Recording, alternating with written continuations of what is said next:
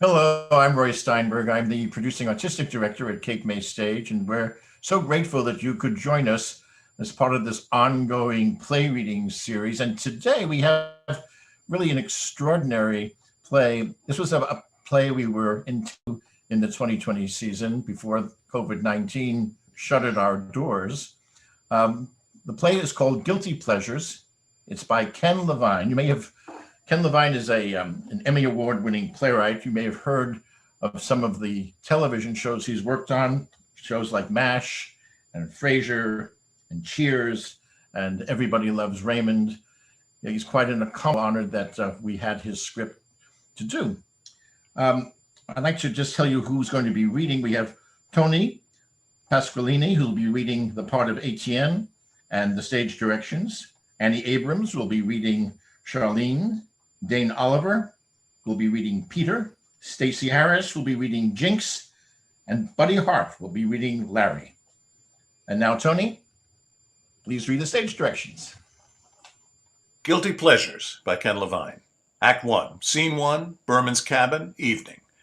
Lights up on stage right. A bed, small desk, and a couch suggest a deluxe stateroom on a luxury liner cruise ship. There's champagne on ice and 2 flutes. Larry Berman has an emergency life vest on and is adjusting the straps. Jinx Berman enters from the bathroom wearing a lovely evening dress. You're going to dinner like that? Just adjusting the straps. If there's an emergency, I have to put this on. I don't want to be fiddling with it. We're cruising the Mediterranean. It's unlikely we'll hit an iceberg off the coast of Sicily. It's not just icebergs. Be sensible.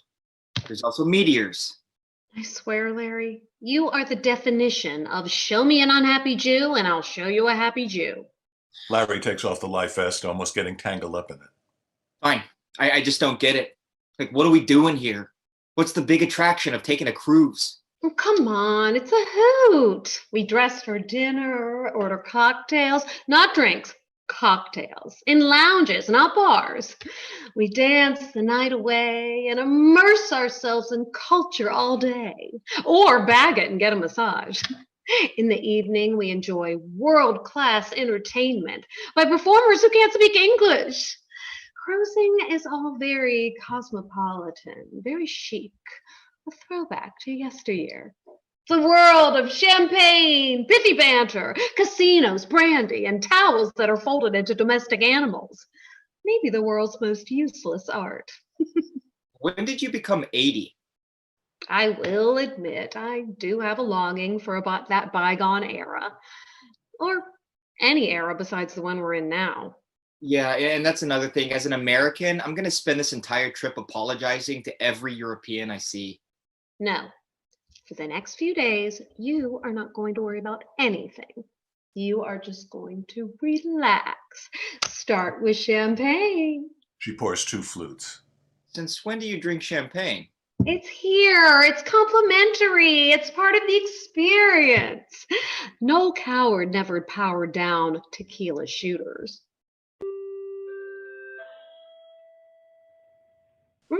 Bonjour, ladies and gentlemen. This is Etienne, your cruise director.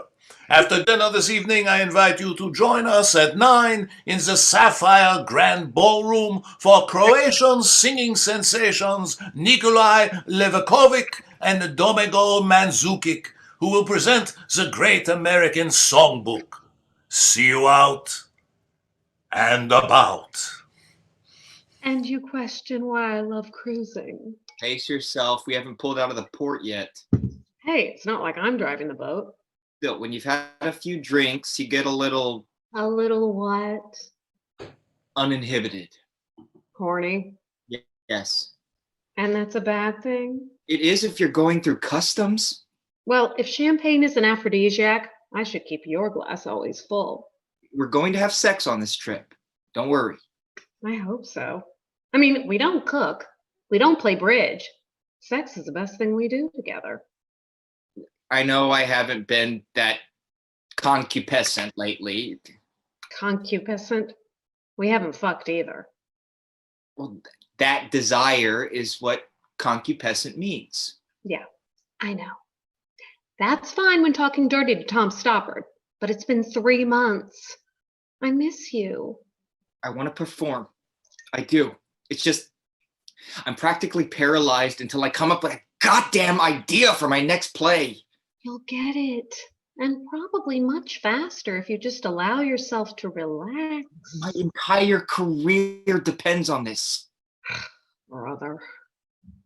You're going to hate me, Larry, but winning that Pulitzer was the worst thing that has ever happened to you. What? You're tortured by it. Not true. There was about 6-hour window there where I was really happy.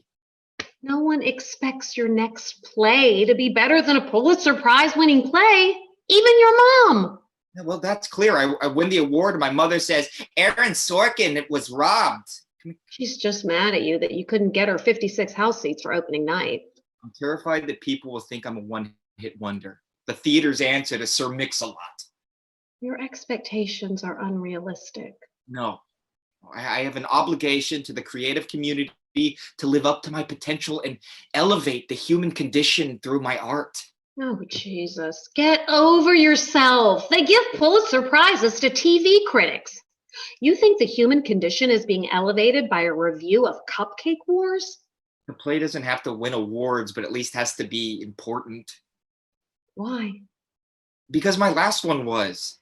And critics have said I could, change the world. You're not in the world-changing business. Write what you want, not what you think critics want. That's what you did last time, and look at the results. Yes, I wrote about anti-Semitism, but that's my one big issue. It's my wheelhouse. It's personal. I lived it. I know shit about Rwanda. Then why write about Rwanda? It's one of Broadway's preferred oppressed nations. 6:48, the moment you lost your mind. I need a viable social injustice that's currently in the zeitgeist. Something that will attract Audra McDonald. Why don't you write a comedy? What? Maybe a sex romp. Are you insane? Audiences love them. They're inconsequential. They're a guilty pleasure. I will be laughed at. That's the point. Look, you now have status, so your comedies will be considered hilarious social commentaries that offer fresh looks at contemporary relationships. And if you're still nervous, make everyone Mormon. I don't even know if I can write a comedy. Of course you can. There's humor in all your plays. Just shift your tone a little from unspeakable misery to frolics in the sack. Okay, ease up on the champagne. 2 sips and already you're obsessed with sex. It's not the champagne yet. But audiences love sex comedies. It's lying and scheming they can laugh at, as opposed to the lying and scheming they see every day in the news. Okay, I'm cutting you off. You tie yourself up in knots when you write a drama. So spend 6 months doing something light and joyful. Well, I'm sorry, but theater audiences are far more discerning than you give them credit for. They don't want to settle for some pedestrian sex trifle. Lights up on stage left, another cabin where a young couple are under the covers making love. I suspect the focus will be on this side of the stage. They want to be challenged. They want theater that is provocative and brave and daring. They want to confront the hard issues of the day, regardless of how painful, how shameful, how personal they are. When people go to the theater, it's to seek truth. Truth is the power of ideas. Truth is the power of words. Lights out stage left. King Arthur couldn't pull Excalibur out of your ass. Stage right, lights out. Scene 2, dining room later. Over dark, we hear chimes, then, Bonjour, this is Etienne, your cruise director. For your health, safety, and convenience, we have provided Purell hand sanitizing dispensers throughout the ship. No major issue, but please use them every time you touch something. Lights up stage left. Jinx and Larry sit at a table having dinner and drinking wine. This pan-seared foie gras is amazing. How are we going to eat all this rich food every night? You can get pizza on the Lido deck. I spend all this money for pizza? You know, the big group activity tomorrow is throwing you overboard. Oh my God. Isn't that Peter Drake from CNN and Charlene Uranga? Lights up on stage right. Peter Drake and Charlene Uranga are dining at a table. I can't tell. Their overall beauty is just so blinding. Talk about a fairy tale marriage. America's top anchor and Hollywood's biggest star. Ugh. If only we mortals could find such happiness. Lights dim on Larry and Jinx. I want a divorce. I see. You don't seem very upset. We're in public, darling. Everyone has cell phones. We must keep up appearances. Oh, right. You're a lying, cheating prick. And you're a self-centered, castrating bitch. Yes, because you're a lying, cheating prick. Well, so much for our romantic cruise to save the marriage. The private detective I hired just sent me an email. Seems you're having an affair with one Amanda Powell. Based on what proof? Based on my private detective is Amanda Powell. Lights dim on them and back up on Jinx and Larry. I wonder what it's like to lead such a charmed life. He is gorgeous. You really think so? Honey child, that man could give me sugar till the cows come home. What? Oh, sorry. That was my vagina talking. Your vagina has a southern accent? She pours herself another glass of wine. A few more of these and she yodels in Swiss. Yeah, well, I wouldn't mind taking Charlene Uranga to paradise and back, if you know what I mean.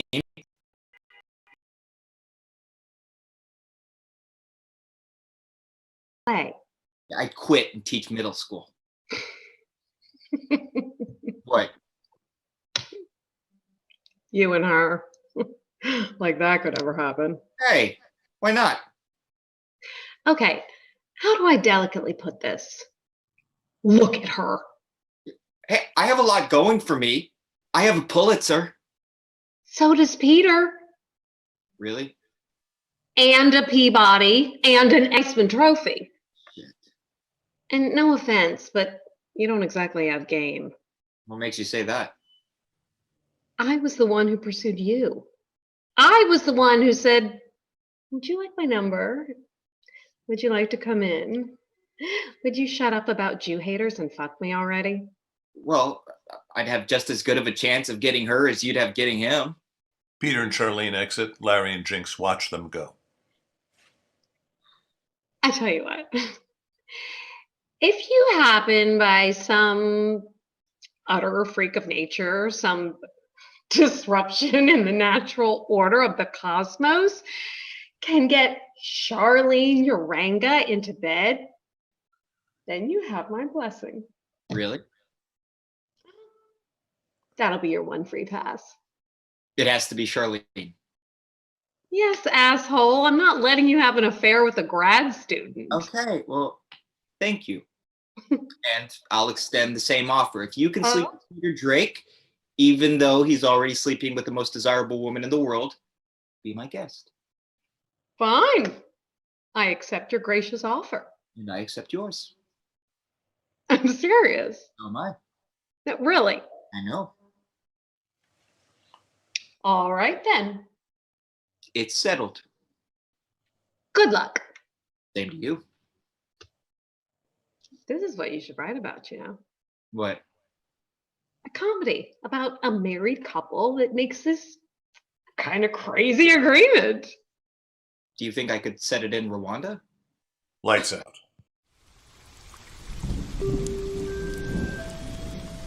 Bonjour, this is Etienne, your cruise director. Well, it seems we've hit a bit of weather, but the captain has assured me these are only brief showers. On an unrelated note, motion sickness pills are available at the front desk. Drive carefully. Scene 3, lounge, later. Lights up, soft music plays. From time to time, we hear lightning and thunder in the distance. Charlene is at the bar. Peter approaches. I spoke to the captain. They're giving me my own cabin and keeping me on the QT, so we only have to go through the charade in public. Good. I hate you. Do you want to dance? What? I feel like dancing and can't just ask some dickhead I don't know. So I'm asking the dickhead I do. Who wouldn't be charmed? He leads her onto the dance floor and they begin to dance, or more accurately, glide. Fred and Ginger would be proud. Larry and Jinx enter. When you're singing Cole Porter, shouldn't English at least be your third language? Wait until Thursday when they do their salute to hip hop. Ooh, look who's here. Perfect. Let's go dancing with the stars. Jinx yanks him onto the floor. Jinx sidles up to Peter and Charlene. Oh, Larry, just because he's such a nice guy on TV doesn't mean you can take advantage. It's rude to ask to cut in. Let them have their dance. What? Yeah, no, that's fine. And Charlene, you were just saying that you don't know anybody. Well, now you will. Peter takes Jinx into his arms and moves off as Charlene assumes the dance position with Larry. Hi. Lovely night. We hear thunder from the storm. Right. I'm Peter Drake. Yes, I know. I have cable. I'm Jinx Berman. Jinx. Oh, short for Eugenia. Jinx. I like it. It makes you, distinctive. Unforgettable. Special. Wow. You're good. Larry and Charlene. Larry Berman? Nice to meet you. I just won a Pulitzer. Peter and Jinx. There was a Jinx Falkenberg who hosted a radio and TV show many years ago. She was very sophisticated and elegant. Much like you. Oh, in today's world, sophistication is not wearing a shit happens t-shirt at a funeral. No. I long for a more refined era when people were well dressed, talked like Noel Coward, and were all in black and white. Larry and Charlene.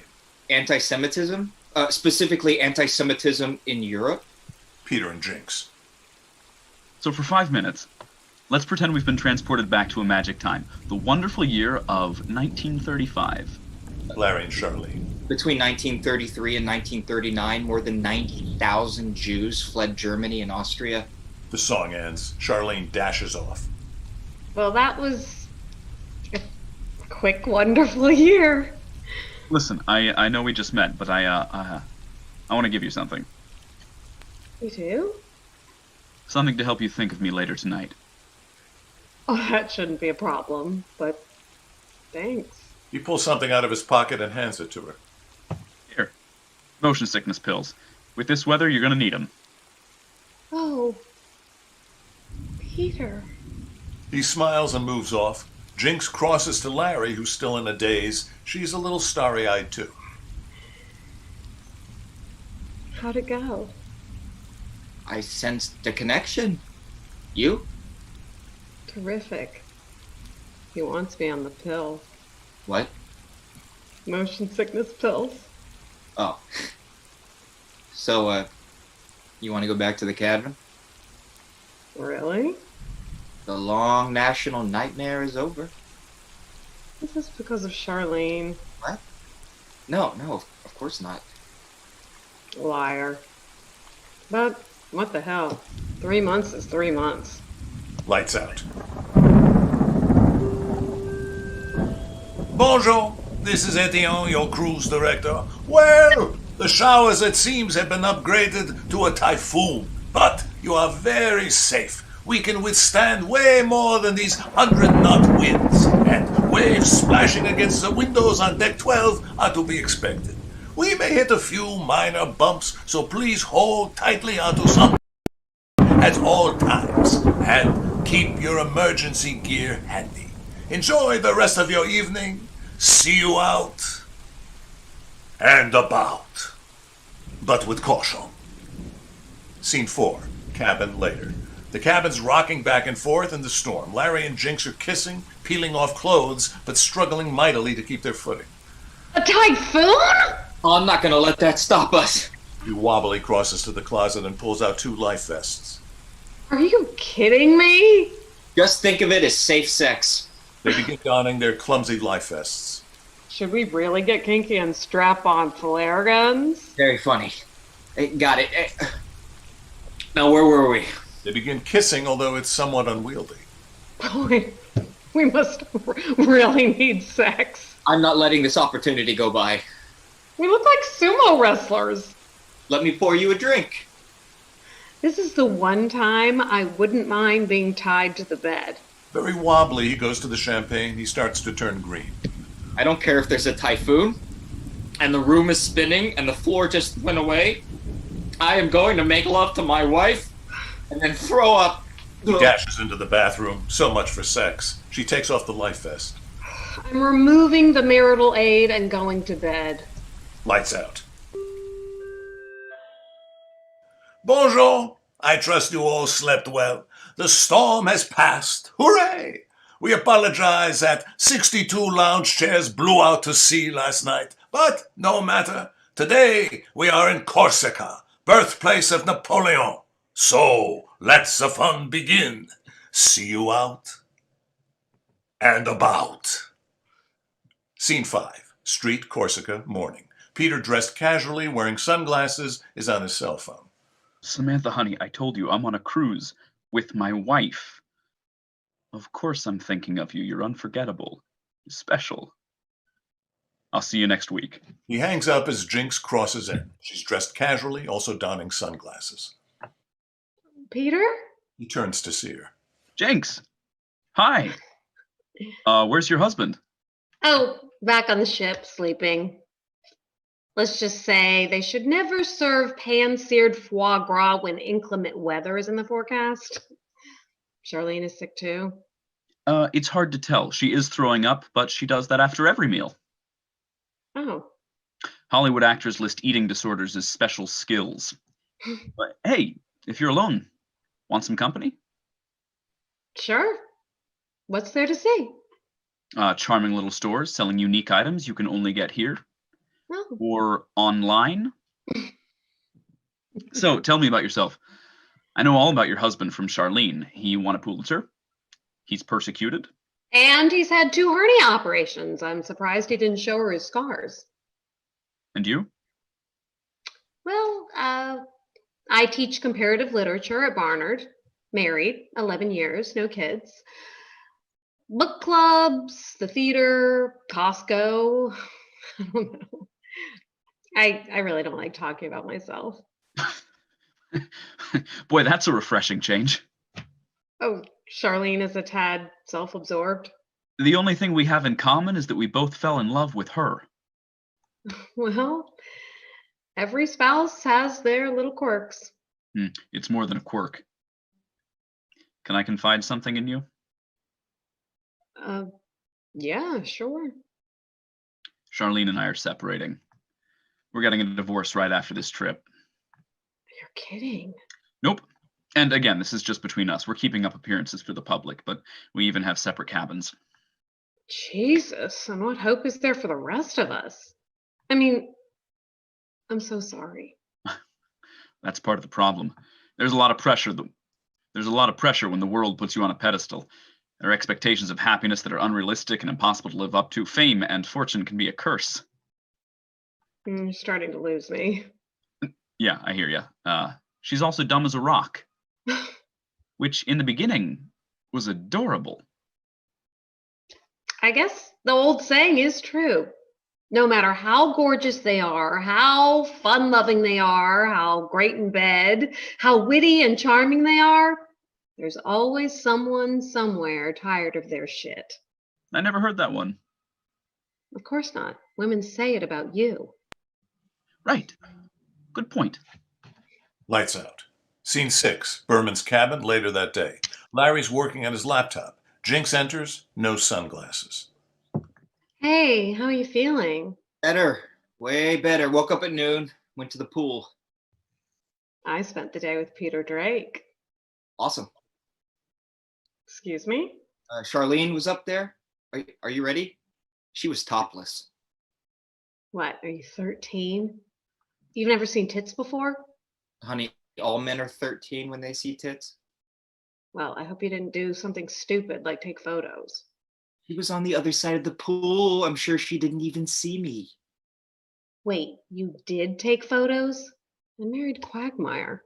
How else will people believe me? But don't worry, I deleted them. I finally came to my senses. Oh, you were too far away to get a good shot. Yeah, I need to get a new iPhone.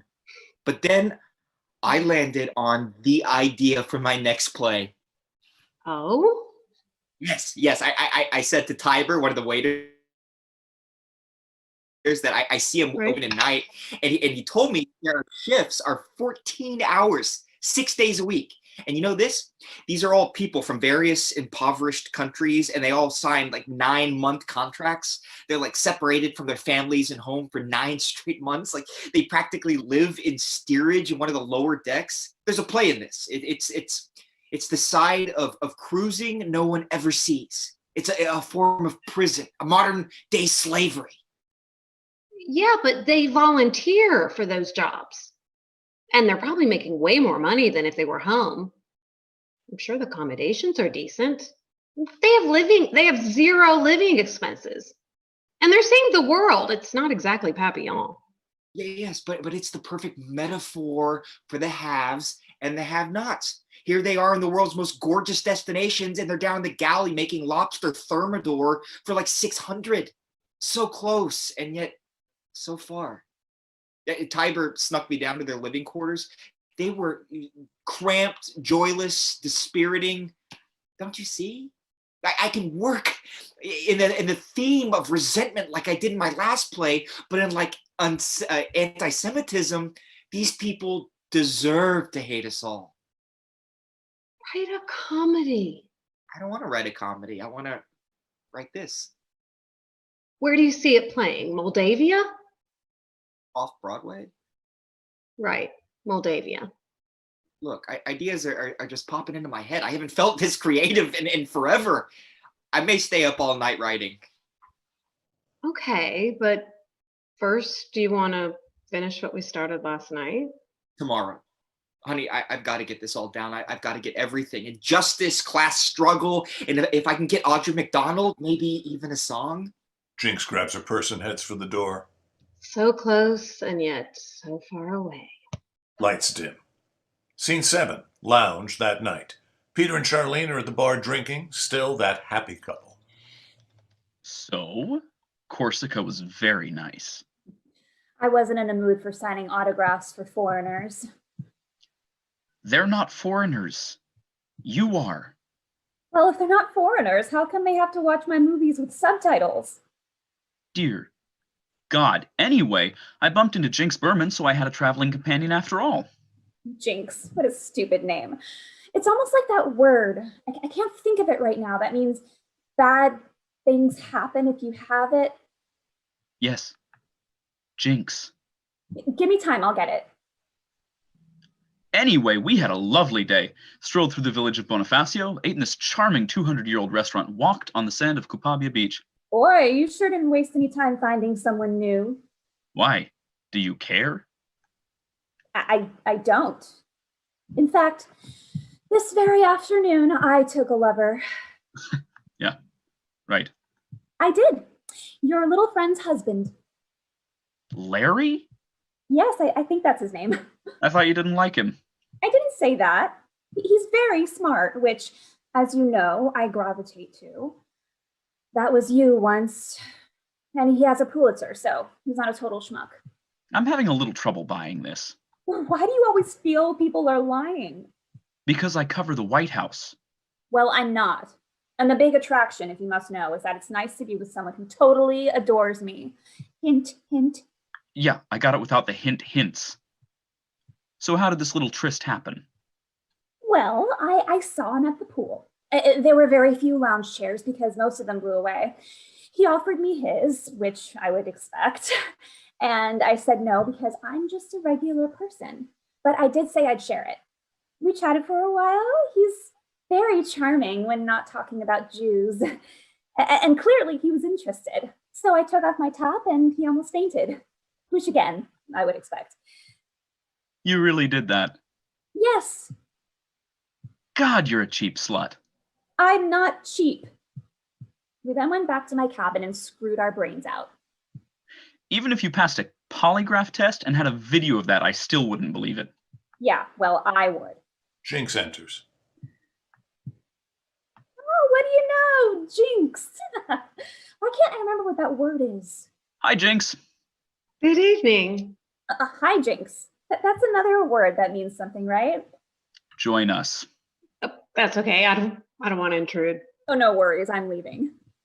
You sure? Yes, I'm going to bed.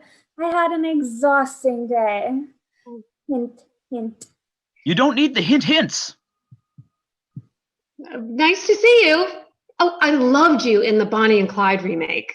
Oh, really? Oh, yeah. That scene where you were shot 7,000 times. You were amazing. Oh, thank you.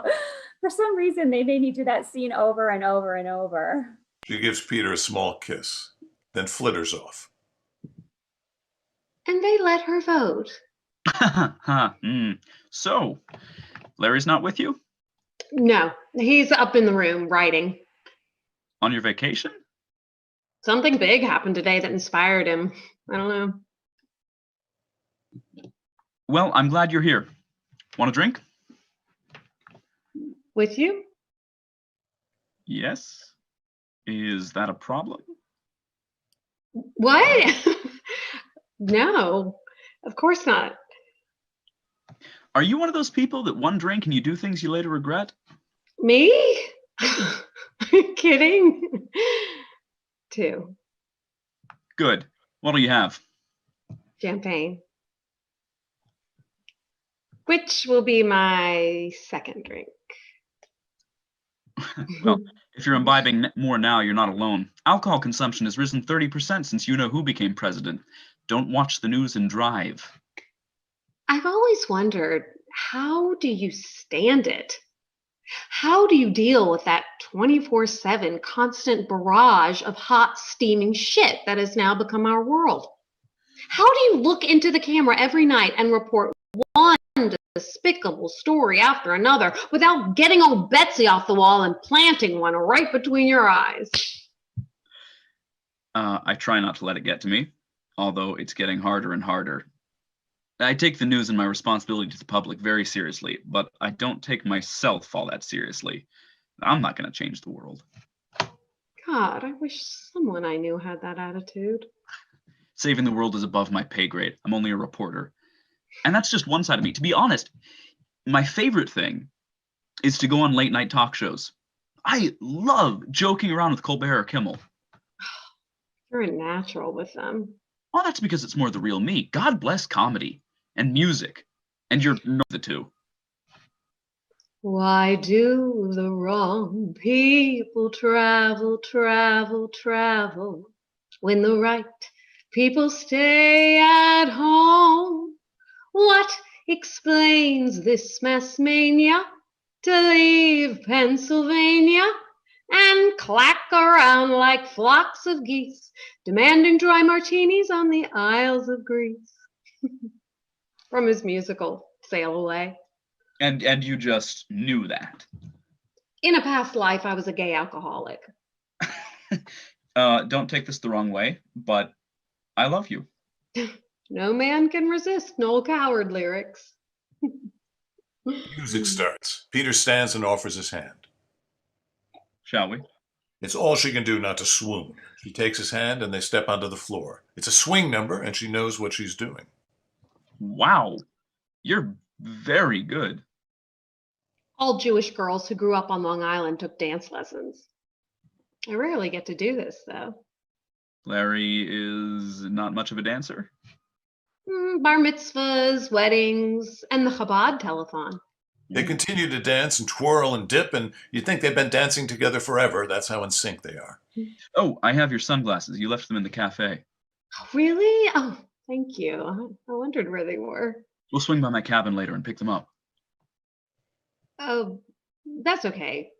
You can just give them to me tomorrow. I might not see you tomorrow. I lied before. Oh? That glass of champagne will be my third drink. No problem. I don't want to make you feel uncomfortable. Thank you, Peter. They continue dancing, but with more fervor. It's really publicly acceptable sex. As the song ends, he dips her. Their eyes lock, and they hold it. 1 beat, 2 beats, 3 beats. Then, Oh, hell. It's going to be really glary tomorrow. lights dim. Bonjour! We have entered a new time zone. Please move your clocks back 1 hour. Who among us wouldn't want one more free hour? Use it to do something fun, something memorable, something you've never done before. Scene 8. Peter's cabin. Moments later, Peter and Jinx enter. Come on in. Your sunglasses are on the desk. Thanks. Peter hands her the sunglasses. She puts them in her purse. Champagne? Well, I'm way past that. Would you indulge me in something? It depends. I couldn't do this in the lounge. I'm always on public display. Hey Siri, play something by Noel Coward. I do not know who that person is. Figures. I do have music by Noel Filk, Noel Yantil, and Noel Sherris. That's okay. Just play something romantic. She does. That'll work. Would you care to dance? Hey, Siri, would I care to dance? Yes, but watch yourself. I'll take my chances. She steps into his arms. He holds her close, then closer.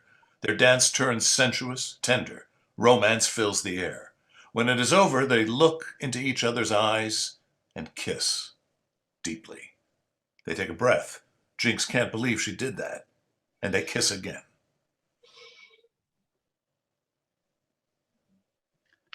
I would be reciting Noel Coward lyrics in your ear, but I don't know any. We were dancing, and the music and lights were enhancing our desire. When the world caught on fire, she and I were dancing. Yes. That's exactly the one I'd be reciting. You stopped. Is there more? Love lay in wait for us, twisted our fate for us. No one warned us, reason scorned us, time stood still in that first sweet thrill. Destiny knew of us, guided the two of us. Peter kisses her again. He reaches back to unhook her top. Peter, stop. He does. Oh boy, this is tough. Peter, it's not that I don't want to. You don't know how much I want to. I am so wet behind the ears when it comes to this sort of thing. And this has been amazing, playing out an actual fantasy, but You're married. I understand. I don't want to do anything you don't want to do as well. you're a mensch. Oh, these days I have to be. Please let me testify if you're ever on trial. Thanks for a lovely evening. She gives him a quick kiss, then crosses to the door. She's about to leave when... Again, I'm sorry. Oh, don't be. I sort of figured this would be the outcome. Yeah, agreement be damned. I just can't cross that line. What agreement? Oh, nothing really. Larry and I made this silly agreement, knowing it could never happen. If either one of us got lucky with either one of you, we would get a free pass. You and Charlene are our one allowable affair. One time only, but still. Welcome to shit married people do to prove they're not dead. Well, your husband apparently doesn't have your willpower. Jinx turns back. What do you mean? He got lucky with Charlene today. What? I'm not surprised. This is just the type of thing she'd do to get back at me. Larry. Apparently they shared a lounge chair at the pool since there were so few. I'm sure she lured him in. She took off her top. Your husband doesn't seem like the type who would cheat, but this is Charlene Uranga we're talking about. And you have that agreement. You say actual permission. Of course he went for it. I don't know a man who wouldn't. Yeah. Right. Well, good night. Uh-huh. Yeah. She crosses to the door, stops. You were kidding earlier when you said you loved me, right? Yes. I was kidding. If this little song I sing to you means a thing to you, please be kind. He beams. They embrace. Lights slowly fade. Scene 9, Berman's cabin, later. Larry still typing away at his laptop. Jinx enters, slightly disheveled. Hey, hon. You could have told me. So what? We had the agreement. You didn't have to sneak around. What are you talking about? Sleeping with Charlene today? Congratulations. No, I never slept with Charlene. Where'd you get that? From Peter, who heard it from her. She said we slept together? Does she even remember my name? You don't have to play coy. Did she give details? Did she say how I was? Then you're admitting it. No. Honestly, nothing happened, but just her telling people that something happened is more exciting than winning the Pulitzer. Screw you. Jinx, this whole thing's absurd. Why would Charlene Uranga ever have sex with me? I mean, sure, in the right light, I'm still quite attractive, but... Revenge for Peter spending time with me. Oh. I agreed to the deal, so just don't do it again. Wait, so she cheated on her husband because she spent one day with you seeing Napoleon's manger or whatever? They're getting divorced. Over me? No, you idiot. They're just staying together for appearances. But that doesn't mean she's not a spiteful bitch. Okay, slow down. What exactly did she say happened? You two shared a lounge chair. You apparently were charming enough that she showed you her tits. Although in her case, that might mean you said hello. And then you went back to her cabin. It has not gone unnoticed that you're more energetic tonight than you've been in 2 years. Because I came up with my next play. Jinx, seriously, she was on the other side of the pool. We never spoke. The only cabin I was in was Tiber's. Give me your phone. Why? He does. You do. He begins tapping at the keyboard. You deleted photos today. They can be recovered. If there were rumors of me sleeping with Charlene Uranga, don't you think that they would have come from me, not her? Shut up. Got him. Okay. Oh. She is just a dot on the other side of the pool. See? You were telling the truth. Of course I was. Get real. If Charlene Uranga wanted to fool around on her husband, she's got 7 Olympic champion swimmers on speed dial. Well, just know that if you had, I would be completely okay with it. I mean, we have that agreement, and I would honor it completely, as I'm sure you would. What we have is a mutual trust. And I know that if you ever did get it on with her, it would just be a fling. Once in a lifetime experience, no emotional attachment whatsoever, just sex, just carnal lust, and indulgence, a grown-up treat. What are you saying? And our marriage would remain strong. In fact, it would be stronger because you got that silly fantasy out of your system. Jinx, what's going on? Whatever do you mean? All this bullshit?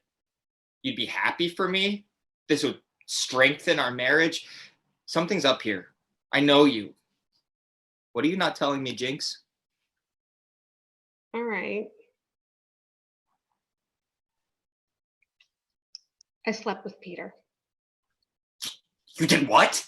I had 3 glasses of champagne, and you know, Peter Drake?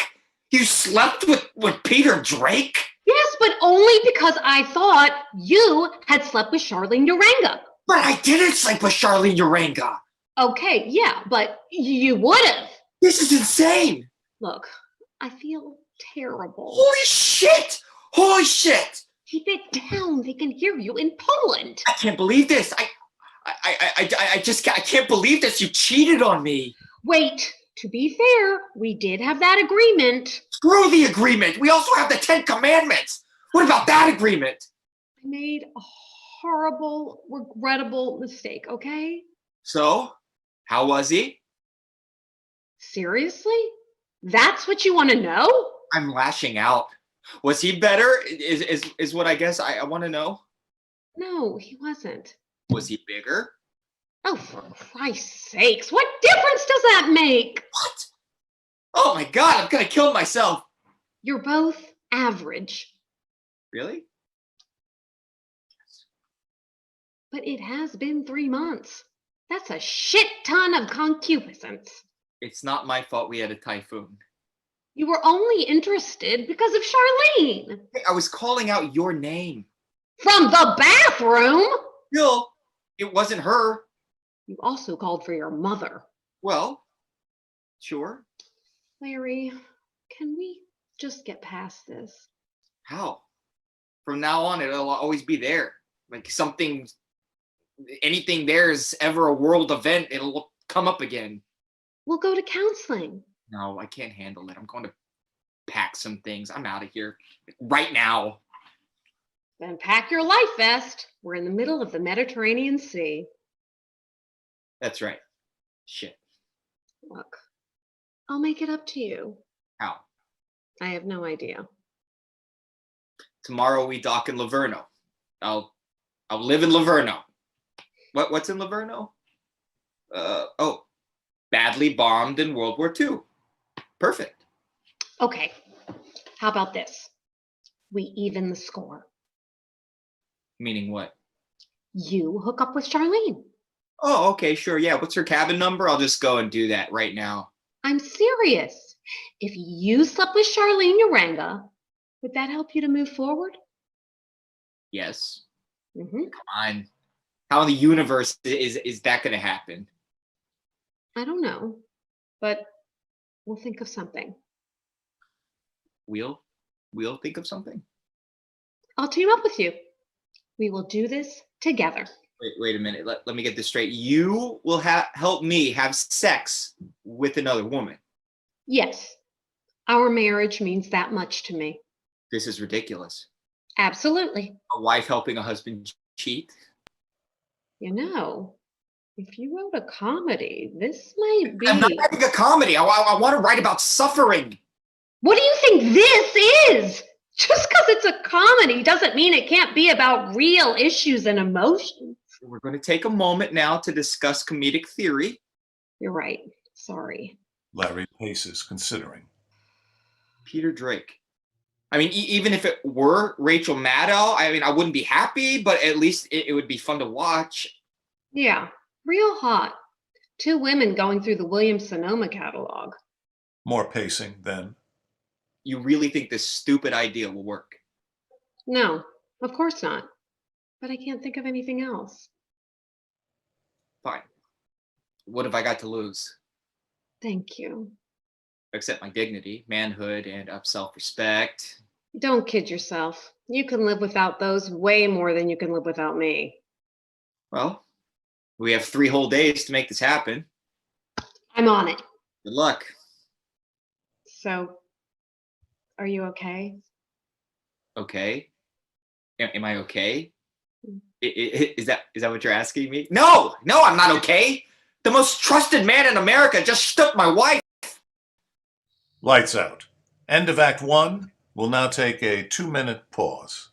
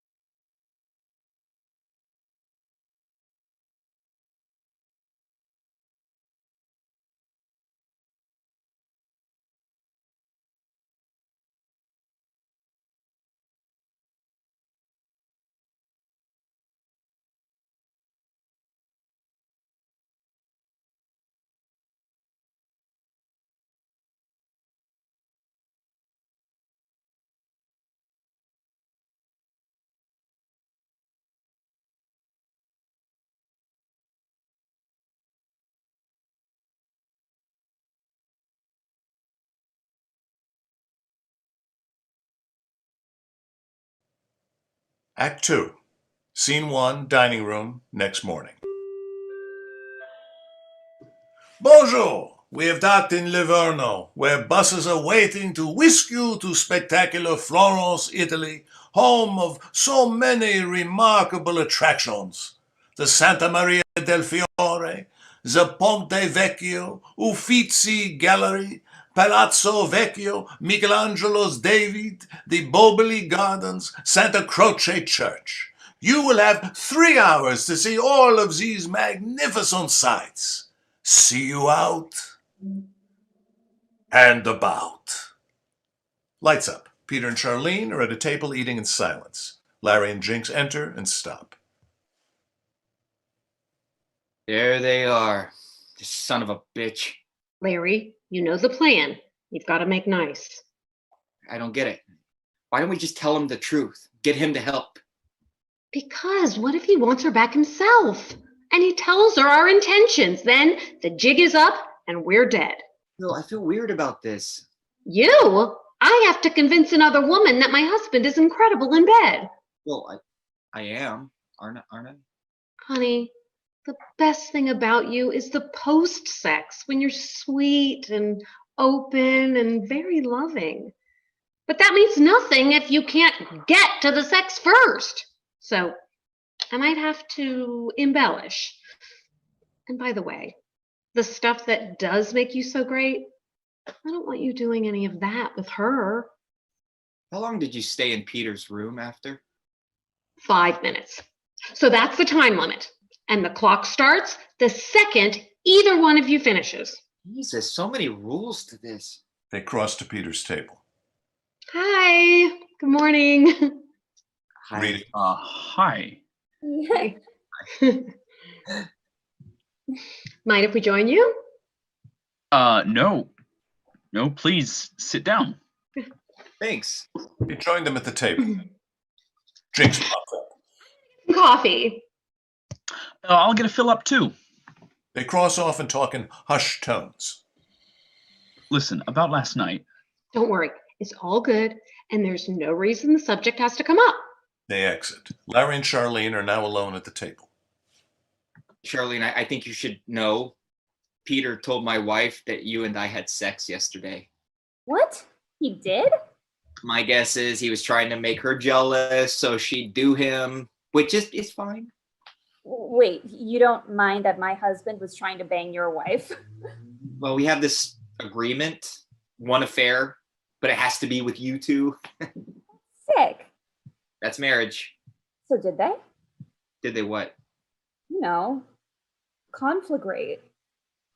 Did they set anything on fire? Look, I'm trying to be a goddamn lady here. Did they fuck? Oh, well, from what I understand, yes, they consummated. I think that's the word you're looking for. That douchebag. Should I not have told you? No, I'm not surprised. Your wife is a woman. But from now on, I'm watching Fox News. Hey, he didn't kill anybody. I hate him. Listen, I think we should keep this story going. Why?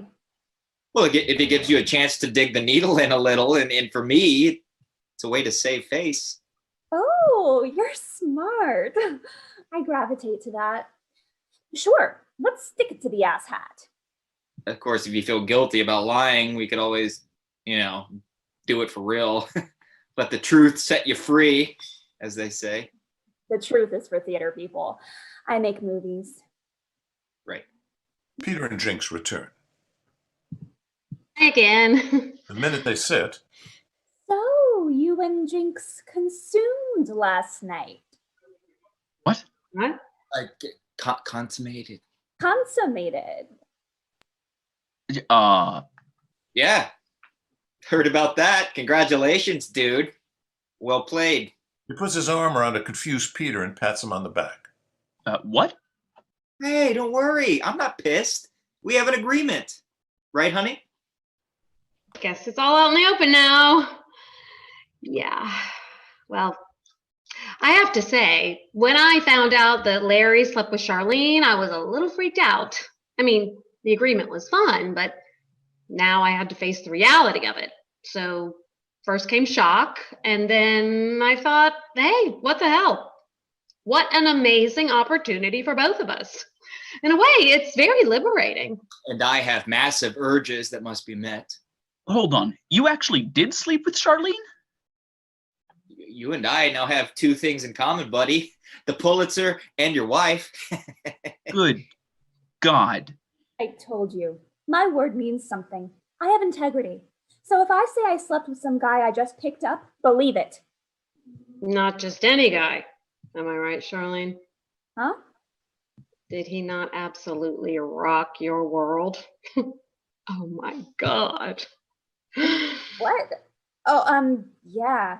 I mean, not to brag, but my unassuming, reserved husband is the sex bomb. Now, honey, Is that so? Yeah. So, what exactly was so world-shattering? Oh, what my Larry can do with his tongue, right? Yes, his tongue.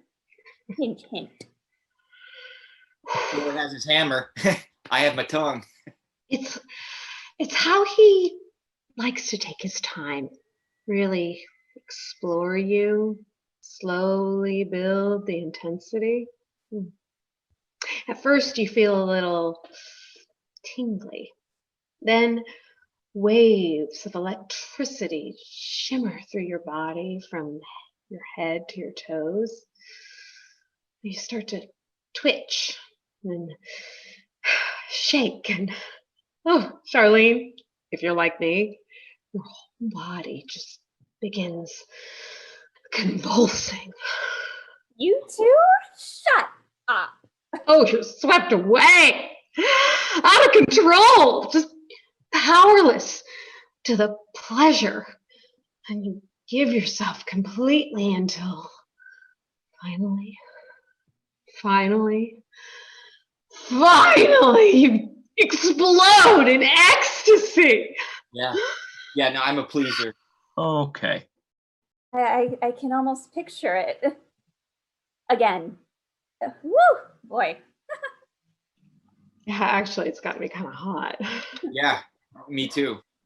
Darling, shall we go back to the cabin? I think we should, my love. Yes. I swear, you are insatiable. They both get up, ad-libbing. Okay, well. Have a good day. Bye-bye. They cross off, they talk in hushed tones.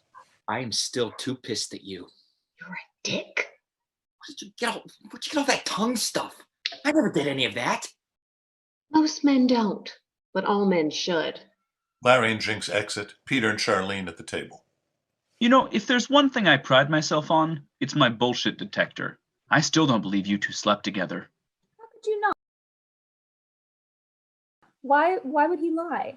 I don't know. But if you two did have sex, and he was even half as good as Jinx says, which is another thing that tests all logic, you'd be all over him. Well, normally I would, but we have to keep up appearances, remember? Sorry, not buying it. When we were first going together and you didn't want anyone to know yet, you were giving me hand jobs under the table. Well, every girl plays a little footsie. Hand jobs are footsie to you? Yes. I like you very much, and thanks for the Golden Globe. Well, something is up here, and I'm going to find out what. Oh, a CNN investigation. Scandal on the Mediterranean Ocean. Lights dim. Scene 2, Galleria dell'Accademia. Day. Lights up, Larry and Jinx center stage. I should be back on the ship interviewing crew members. Did you know that if they get sick, they have to quarantine, sometimes for weeks? Tell me that's not solitary confinement. Larry, you're standing in front of Michelangelo's David. Please take a 5-minute break from Uncle Tibor's cabin and appreciate this magnificent piece of art. Right. It is truly incredible. After sculpting a masterpiece like this, what did he do next? I don't know. Another statue? Maybe the Sistine Chapel? You would have advised him to do a comedy. If he wanted to see his work at the Winter Garden, yes. Shit. There's the sleazeball Peter Drake. I swear I'd love to smash his stupid face. Peter wanders over. Hey, buddy, what's up? Great to see you. Thanks. Nice to see you guys out. And about. about. Oh, the famous David. What's the first thing you notice? He's hung like a squirrel. Seriously? His putts? That's the first thing you notice? Yeah. Unbelievable. Peter, what is the first thing you noticed? David is Jewish, and yet he has a foreskin. How did I miss that? It's what everybody looks at first. Well, I'm going to walk around and see the statue from different angles. If you were wearing shorts, there'd be maybe 4 people here. Jinx moves off. Listen, while I've got you alone, could you fill me in on some more of your secrets? Secrets for what? Oh, you know, lovemaking. All those little tricks you've got that drive women wild. You apparently are quite the stud. Oh, well, I don't know. It's just, something you're born with. Dialogue and G spots come easily to me. Notice how the body almost seems to be in motion. Come on, guy to guy. You've obviously developed some amazing techniques. Charlene can't stop talking about it. Oh, really? Right. Sure. Well, first I performed the oral sex. You heard all about that, and then I let him sleep it off for No. Be specific. How specific? Your tongue. Well, I can't just show you the moves right now. We're 2 men staring at a penis. Explain them to me. I'll take copious notes. Yeah, but it would take you years to perfect my technique. In the meantime, your jaw would lock, and then you can't be good for reading the news. Be ashamed to ruin such a promising career over hazardous cunnilingus. I'm willing to take that chance. Fine. Okay, well, there's this nerve called the stallion ganglia, and it connects to erogenous zones that's... the stallion ganglia, you say? Yeah, the stallion ganglia. Gee, I studied neuroscience, and I don't recall that one. It's new.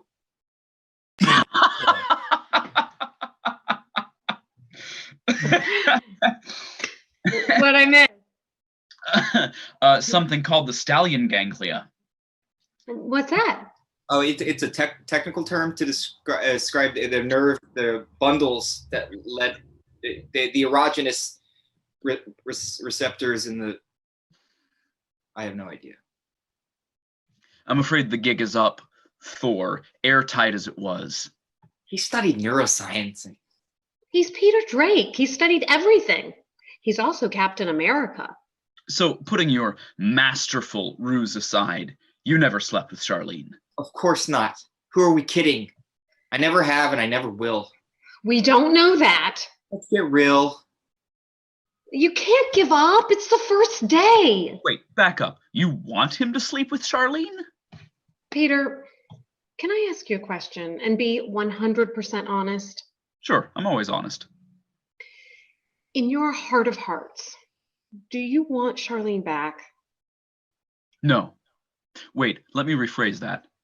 God, no. I mean it. Is there still something there? No matter how beautiful they are, how sexy they are, how charming they are. Got it. Good. Then we can finally be totally honest with each other. We can? Larry grabs Peter by the lapels. Son of a bitch! I'm gonna kill you for sleeping with my wife! Larry, let him go. Plan B, remember? Oh, right. Sorry. Listen, we need a favor. Excuse me? Apparently, I took our agreement a little more literally than Larry. Sleeping with you caused a big rift in our marriage, and we're not blaming you. Well, a little. Shut up. But to make things right, we need Larry to sleep with Charlene. Seriously? Yes. Larry. Yeah, Larry. And you need my help to do what? Hypnotize her? No, but you know her. What would entice Charlene Uranga to have sex with my husband?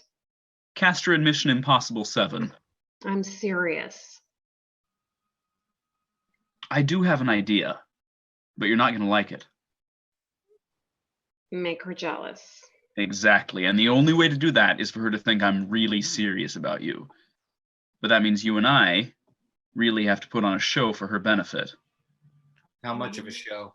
We can't be overt. She has to see us together or think we're together enough that she'd take drastic action. Severely drastic action. Or you could coach me so she could fall for me on her own. No, Revenge that was is revenge. safe. Oh, gee, that's settled. I mean, we can try your way in addition to revenge. The good news is she'll be impressed you can bandy about terms like stallion ganglia. Very funny. All right. I don't like it. I hate it, in fact, but I've pretty much cornered myself. If I'm going to sleep with Charlene Uranga, I've got to take that 1 in a billion chance. We could also go to counseling, you know. They're lousy odds, but not impossible. Lights dim. Scene 3. Dining room, top deck. Lights upstage left on a table in the dining room. Charlene is eating. Larry approaches. Eating alone? Peter said he was sick. Oh, that's curious. So did Jinx. Well, it's no coincidence. I agree. They both had those crab puffs at happy hour. What? Yes, but they could also be together? No, I don't think they're sick enough to go to the infirmary. No. I mean, that was an excuse, and they're not sick at all. They're together somewhere doing God knows what. Oh, shit, you're right. You know, sometimes when you think on a higher level, you miss the obvious stuff. Oh, next time I'll say hint, hint. Well, c'est la vie. C'est la vie. You're not jealous? I'm an actress. I only have emotions I can use later. Otherwise, I'd choose to free my mind, which at the moment I'm proud to say is free of anything. Yes, I can almost hear the ocean in there. Thank you. Lights down on them and upstage right where Jinx and Peter are on the top deck lit by moonlight. I don't know if we should be here. Why not? The top deck at night. That's always the scene where the couple realizes they've fallen in love. Are you in love with me? No. Well, things are complicated enough, so good. And you're not in love with me, right? No, but you have the power to make that happen. How do you figure that? The great Preston Sturges line from the movie The Lady Eve. They say a moonlit deck is a woman's business office. I'll try not to make this a toxic work environment. Don't worry, I won't call HR. Lights down on them and lights back up on Charlene and Larry. He has now joined her at the table. I'm suing Apple. Siri can't pronounce Uranga right. Can you believe that in this day and age? She says, Uranga, the bitch. I'm suing for mental stress. Speaking of mental stress, I'm writing a play about the hardships cruise line employees face on a daily basis. They're all from impoverished countries. What if people in impoverished countries think that is the way to pronounce my name? Then what? Lights down on them and back up on Peter and Jinx. So, with your marriage over, what next? I may just take a sabbatical. Oh? Much as I fight it, the news is really starting to get to me. And I can't report it the way I'd like to. Which is? Today in Washington, the self-serving greedy bastards elected to serve you stuck it up your ass. Again. Stay tuned for New Year's Eve with Anderson Cooper and Roseanne. Edward R. Murrow just called from the grave. He wants to kiss you on the lips. I've got to get out of that town.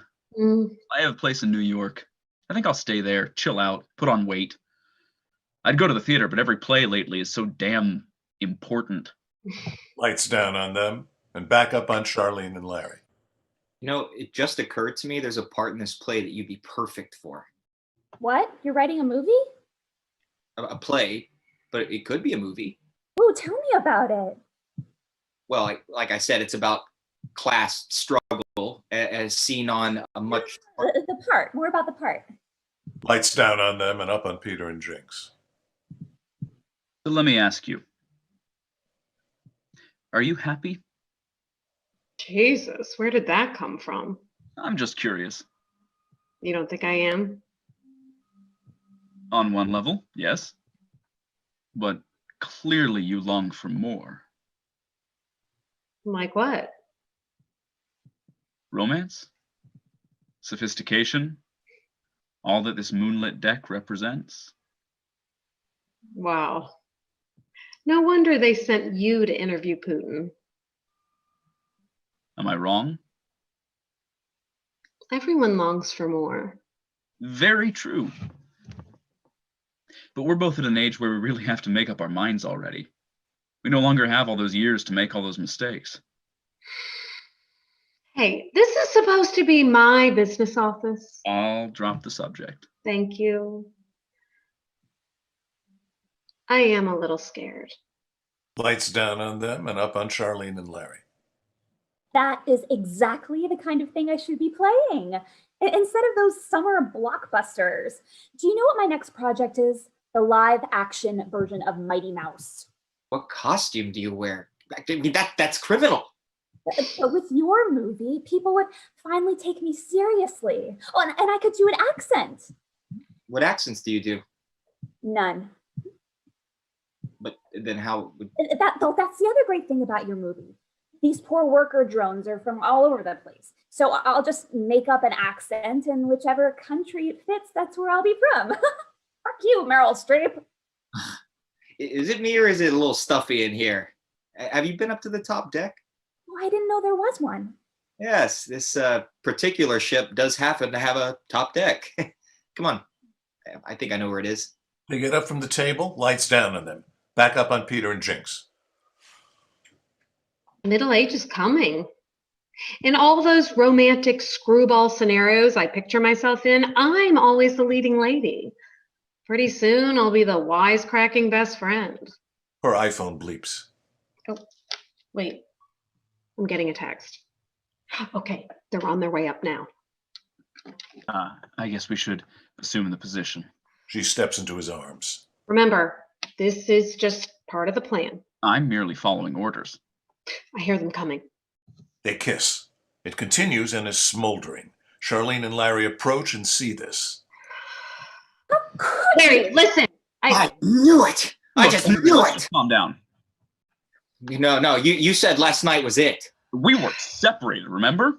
Bill, do you know how insulting and bedeviling this is to me? Oh my God. Well, two can play that game, mister. And tonight I am sleeping with someone else. Me too. Now I just have to figure out who. What? No, me. It's got to be someone who will really piss you off. Me. Hint, me. Bonjour. Ce poker tournament in our marvelous casino begins in 10 minutes. See you out and about. Etienne? Yes, of course. Screw you. She marches off. What the fuck? Okay, maybe that didn't go exactly as planned. Maybe? You're not sure? He storms off. Shit. She starts to leave. Wait, She turns back. that kiss. That was more than just a kiss. Am I wrong? Good night, Peter. Lights dim. Scene 4. Berman's cabin, next day. Bonjour. I hope your night was as good as mine, although I can't imagine how it could be.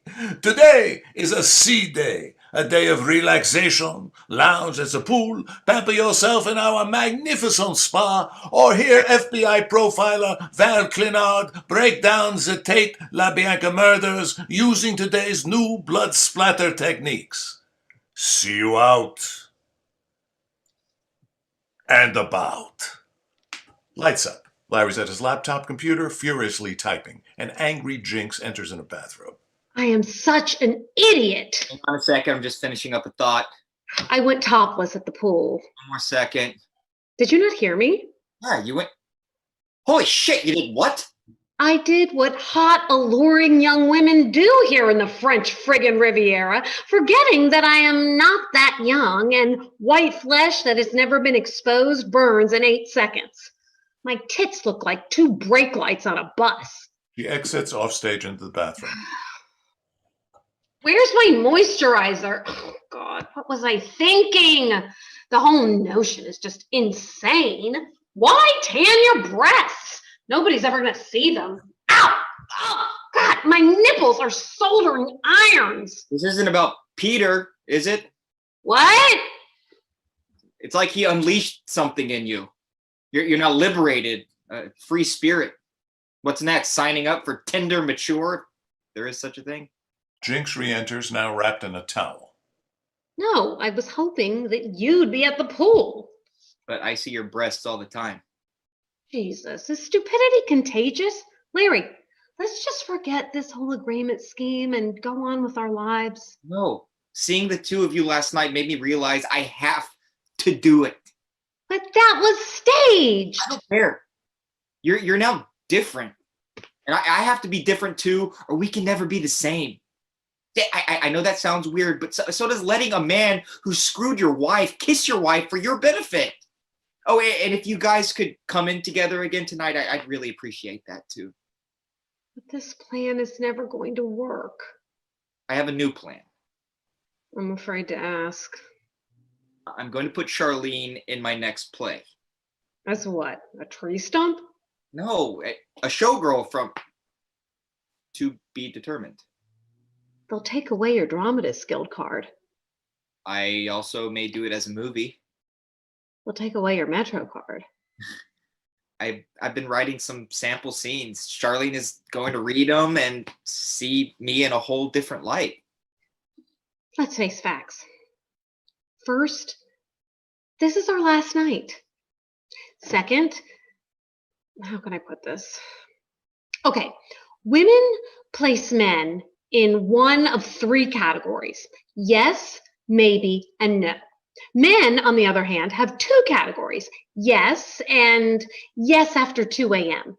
But women are more discerning, and most men fall into the maybe category.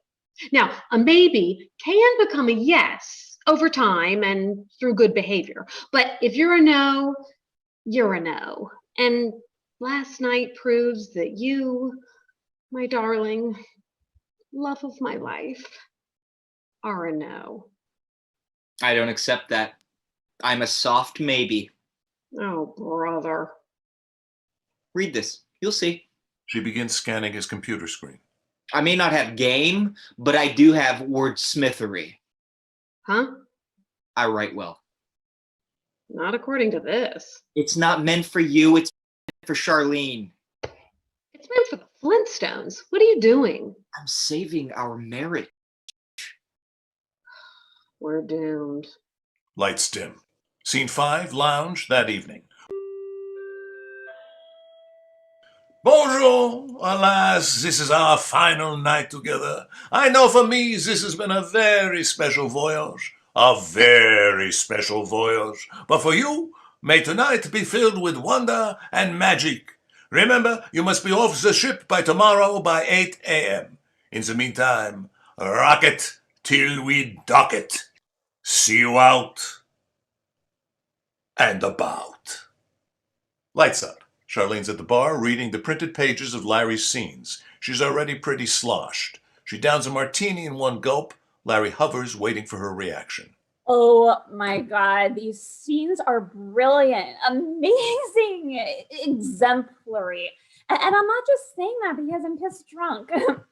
Bartender, another, hurry, volare.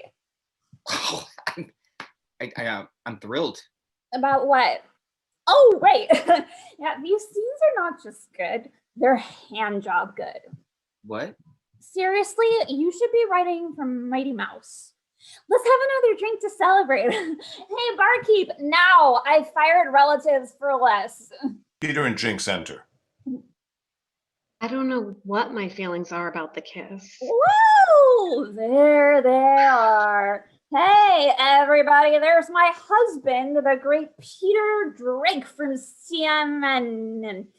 And the other woman he's consuming. Hey, Jesus, keep your voice down. Why? For appearance sake? Who gives a shit anymore? Every time I see you, you're with her. Peter Drake is a bag of douche, America. Or wherever you're from. You're drunk. Let's go back to your room. Now. No, I want to have it out right here. Newsflash, we're getting divorced. Charlene. And he's already consuming someone else. Is consume the right word? Sure. He's a lying, cheating Shut the hell up. mother cocker. Wait, that's not right. Something with mother. There, now it's out. Now the world knows it. Okay, we're dropping all pretense? Fine. You're a self-centered, spoiled sociopath who couldn't act her way out of a hard rain. How dare you? I'm just telling the truth. That's my job. I told you to drop this damn scheme, didn't I? Loves the pages. I'm a maybe. You want the truth? Dr. Oz is kicking your ass. Those pages are beneath you. You won't write a comedy, but you'll write this crap? Not even Dr. Phil, Dr. Oz. And Spielberg fired you off the Post. It's not crap. It's Hollywood. Son of a bitch, you swore you'd never tell. You're the one who wanted everything all out in the open. Where's your almighty integrity? Your obligation to lift the human spirit? You're as bad as my mother. What? Don't you ever compare me to your mother. Oh, no more secrets? Okay. 10 publishers rejected his novel. Every actor in Hollywood was in the Post, but you. Okay, not my mother. My rabbi. Lyndon Johnson was in the Post. Dead people made the cut.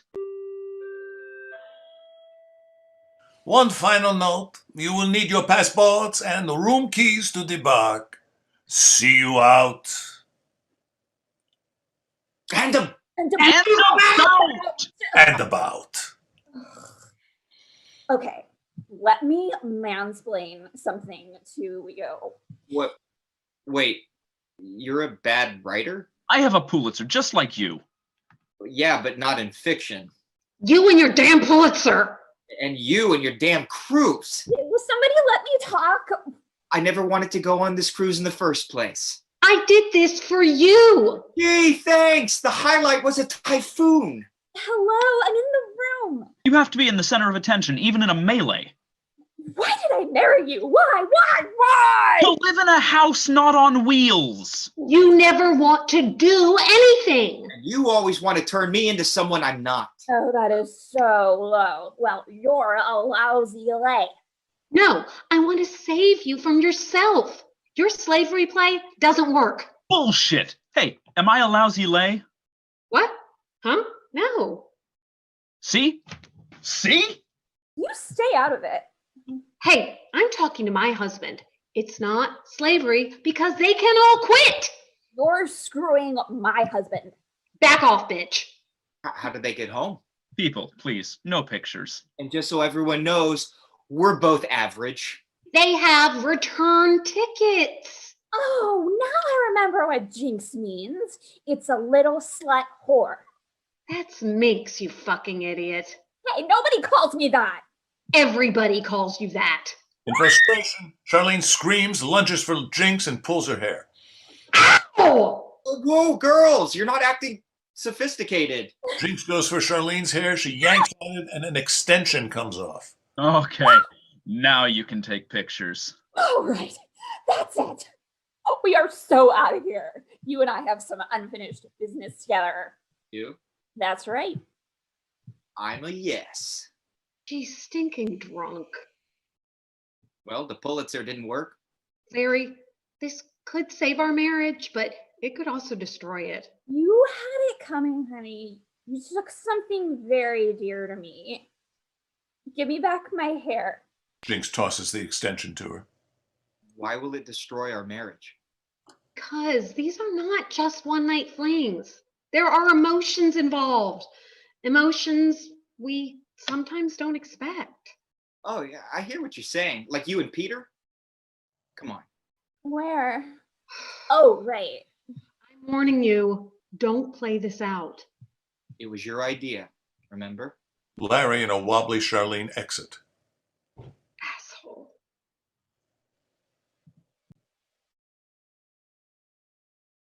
Well, what now? I don't know. I'm just gonna go back to my room. Right. Okay. But please do me one favor. Since tomorrow we debark and could never see each other again, I think you do know how you felt about our kiss last night. Oh God. This again? Maybe you don't want to admit it even to yourself, but I believe it stirred something in you, just as it did in me, and I'd like to know if I'm right. We may still go our separate ways, but just for closure, if nothing else. I'd like to know if that spark was real or imagined. It was real. Okay. Thank you. But it was tiny. Still. Enough to make you take notice. Enough to make me feel unsettled. And perhaps happy? Perhaps. We live in a strange society, don't we? People sleep together, then decide how they feel. I wasn't looking for intimacy. What were you looking for?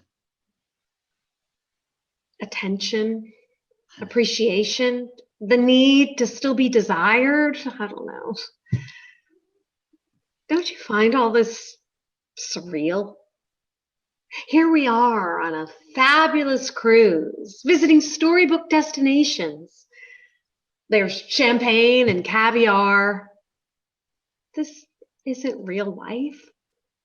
So we do things we never in a million years would do. We give in to temptations. We eat things we shouldn't. We drink things we shouldn't. And we... Damn, that agreement.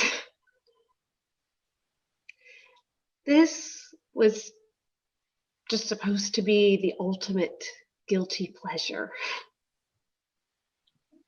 I wasn't expecting a spark either. So maybe they're not real. Did you ever think of that? Maybe these so-called sparks are just part of the spell we're under on the ship. Well, if that's the case, why not make the most of our guilty pleasures while we can? And then tomorrow, step off the boat and back into our real lives.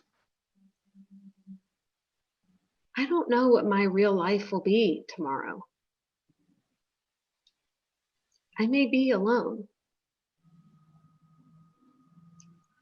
I may be alone for a long time.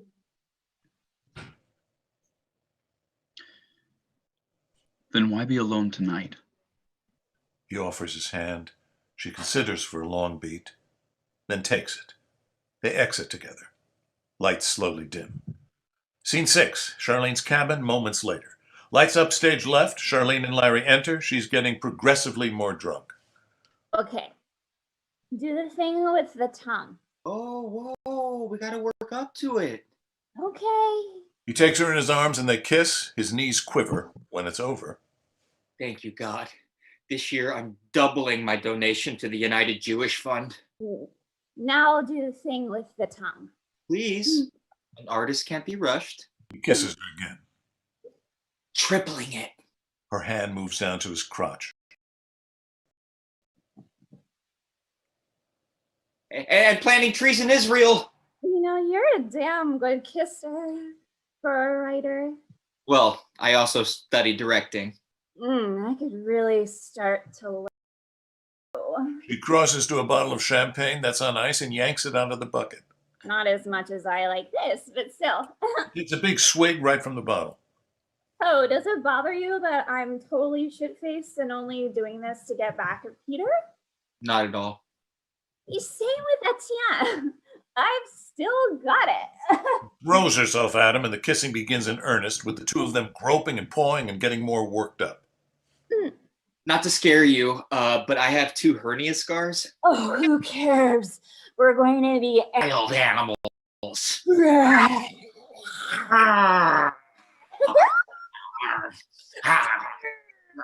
louder still.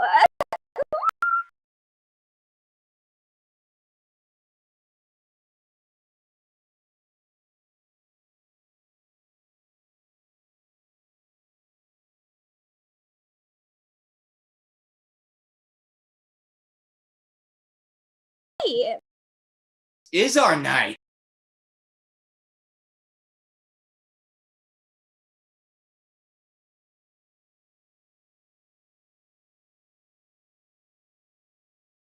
Loud, louder than them. Larry, Them? Them who? Peter and her, silly. Yeah, well, nothing's going to happen between those two. Are you kidding? They're up in his cabin right now. I don't think so. Not my Jinx.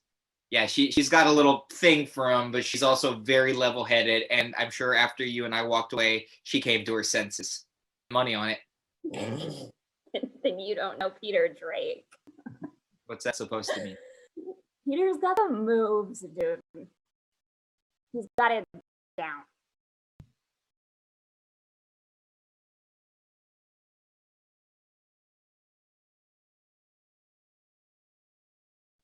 I could either My marriage.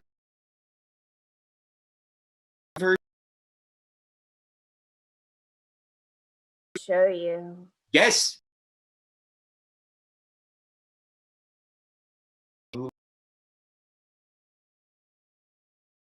Very laid back. He gives them their space, but he knows what he's doing. Like leading a with Oscars for oral sex, I'd be clear.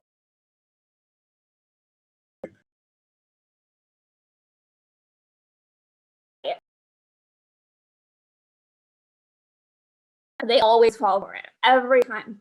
And then he swoops in for a kill. He turns on the charm, tells them exactly what they want to hear, and then they're a goner. It takes a lot of practice.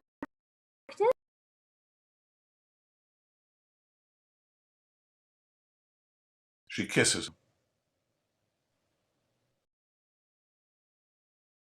Leader of Lubbock High. Should I go? Give me a C. What does that spell? Or am I an idiot for even thinking of leaving? What's it spell? Kisses her again. Ah! Seriously, what does that spell? Oh, fuck.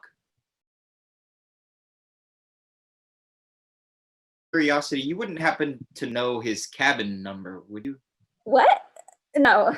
Oh, imagine this bottle is you. She takes another big swig while sucking the bottle. It's all very phallic, and the effect is not lost on a sweating, conflicted Larry.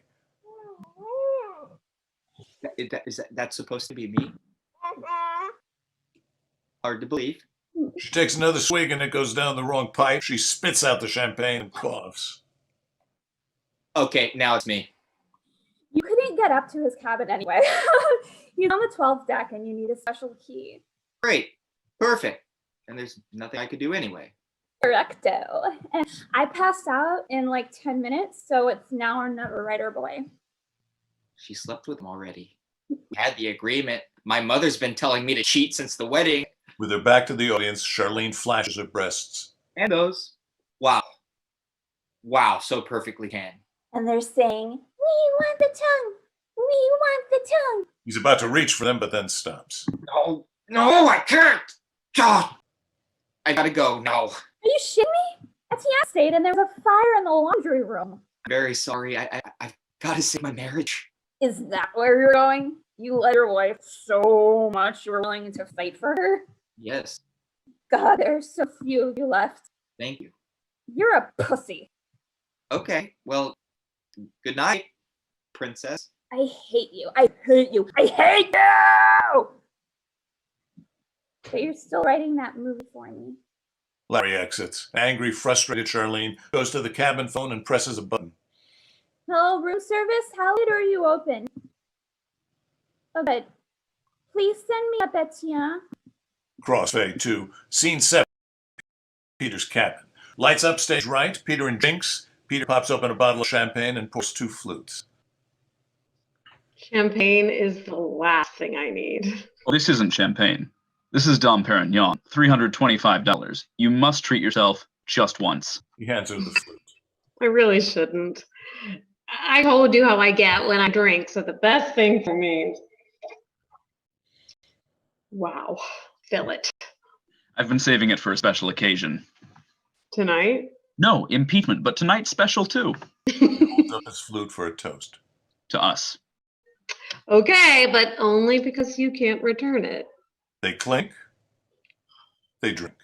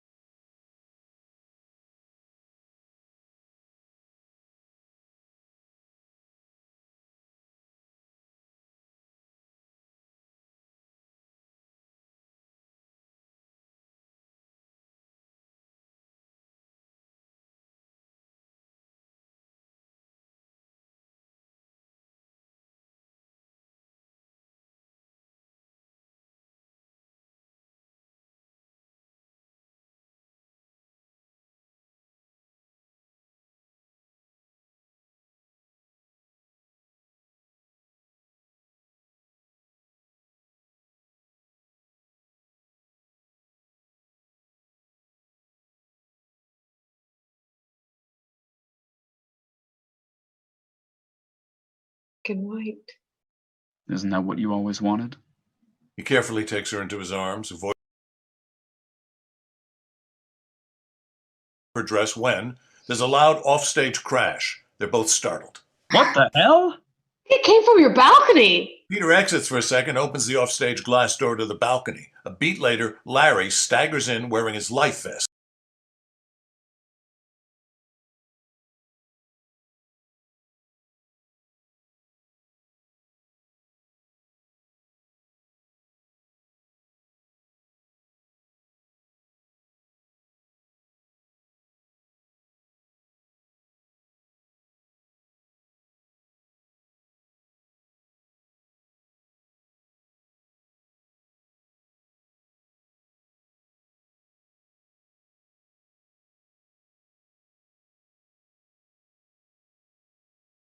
You're amazing. You're beautiful. I don't believe it. Oh, wait, no, definitely didn't come out the way I. Just shut up. I love you too. They tightly embrace, then both recoil. Ow!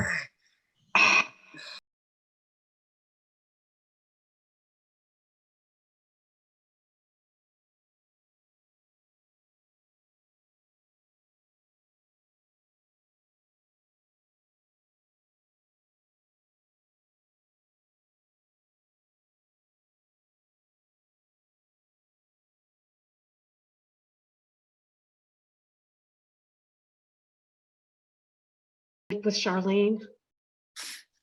What difference does it make? It makes all the difference in the world.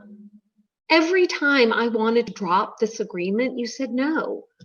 You were so determined. Obviously, it means that much to you. I want to be sure that our marriage is solid, that there are no regrets, that we are once again. Yes. Yes, I did sleep with Charlene Uranga. Really? Yes. Thank God. She embraces and kisses him again, then they both recoil. Let's get out of here. Good call. And next year, we go where you want to go. Rwanda. Perfect. I'm going to make love to you like you've never been made love to before. In about 2 weeks. Released from the burn unit by then. As they slowly hobble to the door, we hear chimes. Then, alas, we have come to the end of our journey. Au revoir, safe travels, and may the only pain in your life be champagne.